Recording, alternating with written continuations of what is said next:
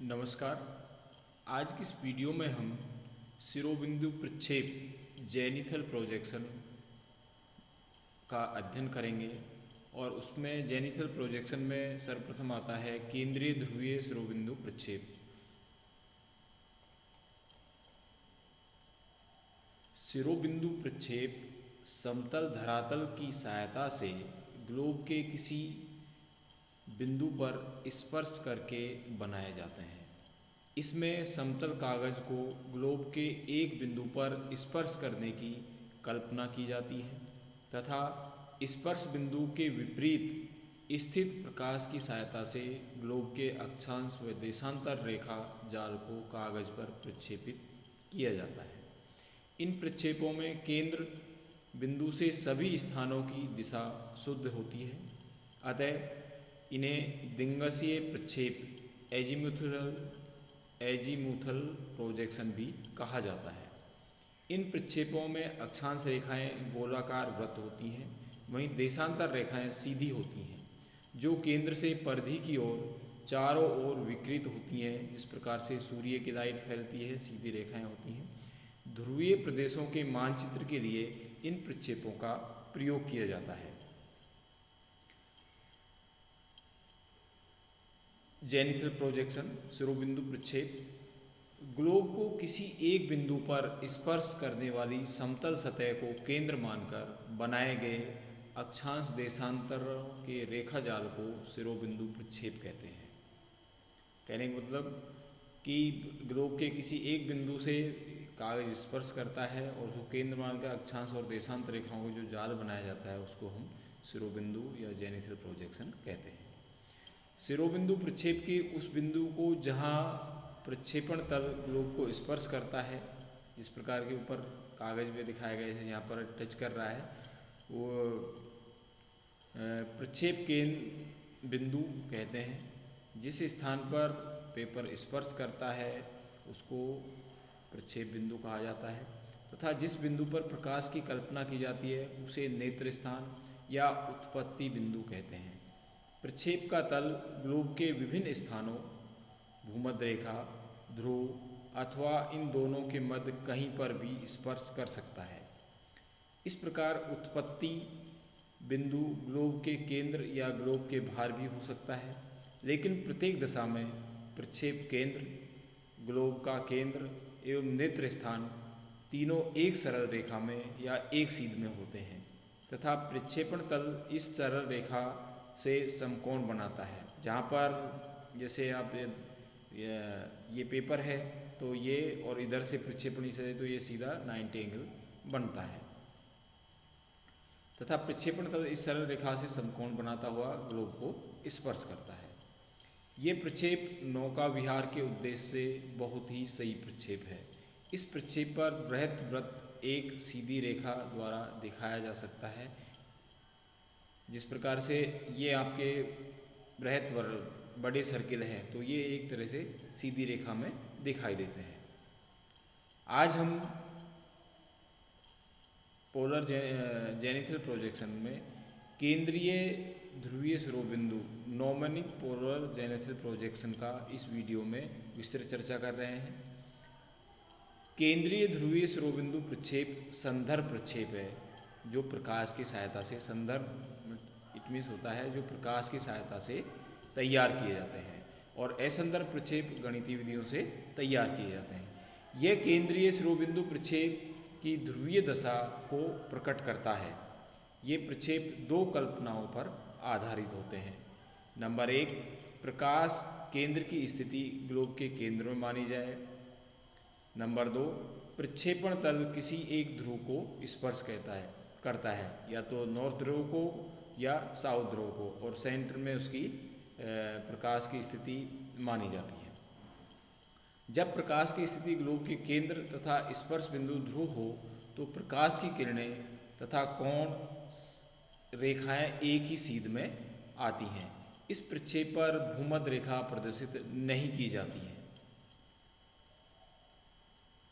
तो ये एक विशेष बात हो गई कि नॉर्मनिक जो प्रक्षेप है उस पर भूमध्य रेखा नहीं बनाई जाती है। 0 डिग्री अक्षांश रेखा इस पर नहीं बनती है। जेनिथल प्रोजेक्शन की विशेषता है। नॉर्मोनिक पोलर जेनिथल जो प्रोजेक्शन है उसकी क्या विशेषताएं हैं। नंबर 1, अक्षांश रेखाएं संकेंद्रीय वृत्ताकार होती हैं और उनके बीच की दूरी केंद्र से दूर होने पर बढ़ती जाती है। जैसे जैसे हम केंद्र से बाहर की ओर तरफ जाएंगे तो उनकी दूरी बढ़ती जाती है। नंबर 2, देशांतर रेखाएं सीधी होती हैं जो किरणों की तरह केंद्र के चारों ओर बराबर दूरी पर फैली होती हैं। नंबर 3, अक्षांश व देशांतर रेखाएं एक दूसरे को समकोण पर काटती हैं। नंबर 4, केंद्र से दूर जाने पर दूरी व आकार दोनों विकृत होते जाते हैं। कहने का इसलिए जैसे हम केंद्र से बाहर जाएंगे तो उसकी दूरी और आकृति दोनों खराब हो जाती हैं, गलत हो जाती हैं। ध्रुव से प्रत्येक दिशा में दिशा शुद्ध होती है। ध्रुव पे हम जिस चारों दिशाओं में यदि हम हैं तो उसकी डायरेक्शन एकदम सही मिलेगी। नंबर 6, शुद्ध दिशा प्रक्षेप होने के कारण ध्रुवीय प्रदेशों के 60 से 90 उत्तरी व दक्षिणी अक्षांशों के बीच परिवहन के लिए महत्वपूर्ण है। नाविक इसे बृहद चार्ट के नाम से भी पुकारते हैं। 7, इस प्रक्षेप पर एक गोलार्ध का संपूर्ण भाग प्रदर्शित नहीं किया जा सकता। पूरा ग्लोब का जो एक पार्ट है, एक गोलार्ध है, इस पर नहीं बन पाता है। अब आता है कि किस प्रकार से हम इसकी कैलकुलेशन करेंगे, रचना विधि, या किस प्रकार से हमें प्रक्षेप बनाना है या बनेगा। जैसे उदाहरण दिया गया है कि RF 1:250 मिलियन मापनी पर उत्तरी गोलार्ध के लिए एक केंद्रीय ध्रुवीय शिरोबिंदु प्रक्षेप की रचना कीजिए जिसका अंतराल 15 और विस्तार 30 से उत्तर से 90 डिग्री उत्तरी अक्षांश, मतलब इसमें 0 डिग्री अक्षांश आपका भूमध्य रेखा नहीं बनती है, तो यहाँ पे जो एक्सटेंशन है 30 से 90 के बीच में। जैसा कि हम पूर्व के प्रक्षेपों में पढ़ चुके हैं कि प्रक्षेप बनाने से पहले हमें पृथ्वी के लघुकृत गोले का अर्धव्यास या रेडियस या आर, तीनों नामों से हम उसको जानते हैं, वो निकालनी होती है। और उसे निकालने के लिए हम पृथ्वी का वास्तविक अर्धव्यास, जो भी मैंने आपको कि दो अलग अलग पुस्तकों में, किसी में या आपका 635 मिलियन है और किसी में 640 मिलियन है, और दोनों ही सही हैं। उसमें हम आपके RF के हर का भाग देते हैं। तो यहाँ पर 640 मिलियन में 250 मिलियन आपका जो RF है उसका हर, उसका भाग दिया है। और ये आपकी जो वैल्यू आ रही है, जो मान आ रहा है 2.56 सेंटीमीटर आपका रेडियस आ गया है। अब इसके बाद में आपकी देशांतर रेखाएं कितनी होंगी, तो क्योंकि 360 चारों तरफ बनती हैं तो उसमें हमने इंटरवल का भाग दे दिया। तो देशांतर रेखाओं की संख्या 360 अपॉन आपका इंटरवल हो गया, तो ये आपकी बनेगी 24 रेखाएं।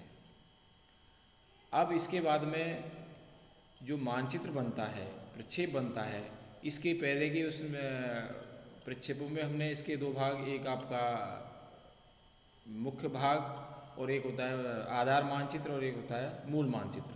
तो सबसे पहले बनता है आधार मानचित्र। आधार मानचित्र बनाने के लिए हमें सहायता लेनी पड़ती है रेडियस की।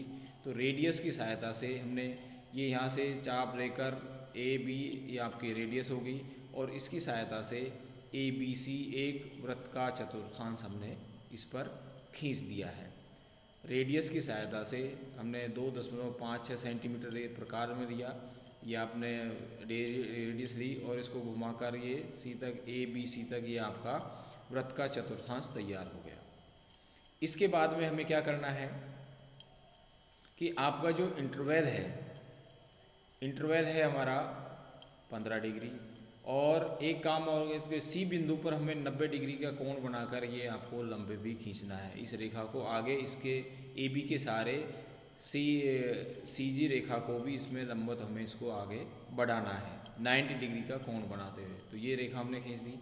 इसके बाद में क्या करना है कि हमारा जो अंतराल है 15 डिग्री का है, और 15 डिग्री के हिसाब से हमें 15, 30, 45, 60, 75 और 90 15-15 डिग्री के कोण बनाने हैं।